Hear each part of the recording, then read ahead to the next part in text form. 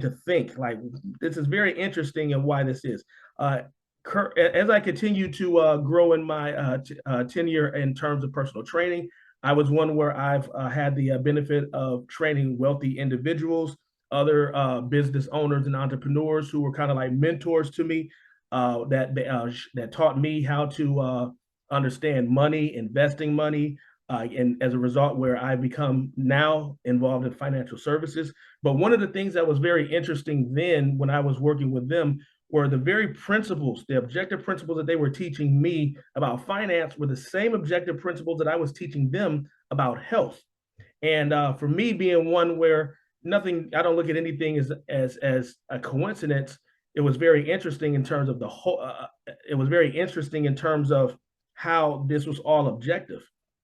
And then from the spiritual point of view, I remember one day, probably, I'd say about 13 years ago, when God said to me, He asked me, He said, "What does it truly mean to be healthy?" And I said to, "Well, you tell me." And He said, "Go in my word, and I want you to look it up." And so I looked up the word health in the Bible in Hebrew and Greek text, Hugiano and Aruka. Aruka is a Hebrew term, and it means to be whole or wholesome. And that's when I recognized that the term health is an objective term, which means that it can be applied to more than just what we use the term for, which is our physical body and wellness. And then he gave me a metaphor that from that point there really blew my mind. And he said, he said, "What does it mean to be whole in me?" And what I mean by that is we all have purpose in life. We all are ones where we're looking to fulfill purpose. We were all born for a purpose. You were born with the seed, and it is our job to fulfill that seed for our entire life. Now, of course, we may work a 40-hour job and we can retire, but that is not what we were born for. We were born for a purpose. And so now, when it comes to, for many of us, we may see that purpose or we're looking for that purpose. He says to me, he says, "What does it mean to be whole?" And he said, "I gave you 2 arms, 2 hands, 2 legs, 2 feet. So when you go about your physical destination, what do you do?" Now, I want you to think about this in a matter whereas when we do walk around and we trip and fall, how does that affect our day? Is that something that ruins the rest of our day? Is that something that we find ourselves dealing with for hours of that day, just trying to get out of? Or do we just get back up? And for all of us, if we're all healthy, we can say, yeah, we just get back up. It's not something that ruins our day. It's not something that we think about and say, "I please don't help this. Please, I please don't want this to happen tomorrow." None of these matters. Now imagine you being that very same person with that same confidence, going about your destination, missing an arm or having a severed leg, going about your destinations. If you trip and fall, is it going to be harder to get back up? I guarantee it's going to be harder to get back up. And as a result of that, you're going to find the challenges of something that you don't want to happen. So you'll be more careful in regards to doing things. Sometimes you might have expectations in terms of getting down because you see the challenges of what it means to get to that destination. You might even give up or just choose another destination that seems a little bit easier to get to.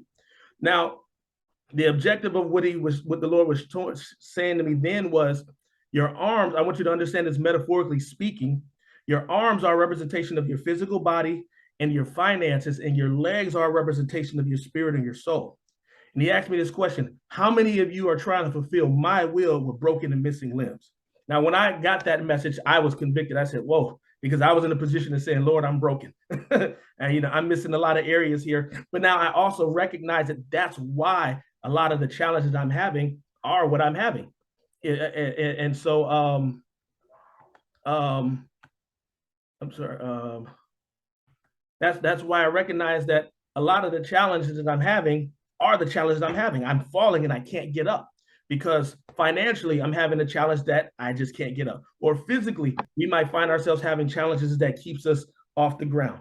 Or in a matter for some of us, we don't even know who we are. We don't even know what our purpose is. And how is it that we're going to fulfill destination and purpose when we don't have legs?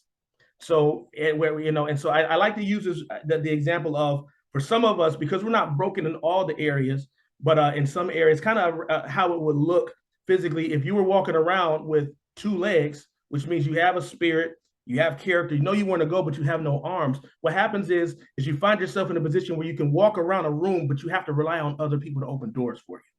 And that's a problem, because when you rely on other people, of course, you got to wait on their time. Now, on the other hand, you might have may have finances, you may have a healthy body and wellness, but when you have no purpose, you're like the individual who's just kind of just sitting there who can't move anywhere. Both of these are matters that are handicaps that is not God's will for us to walk through. And a lot of us, so many of us are in these positions of being broken and severed. Now, it's not in any matter to feel condemned or to feel bad about it, but it's because the truth of the matter is we live in a very wicked world that is taking advantage of our lack of knowledge. We don't know what we don't know.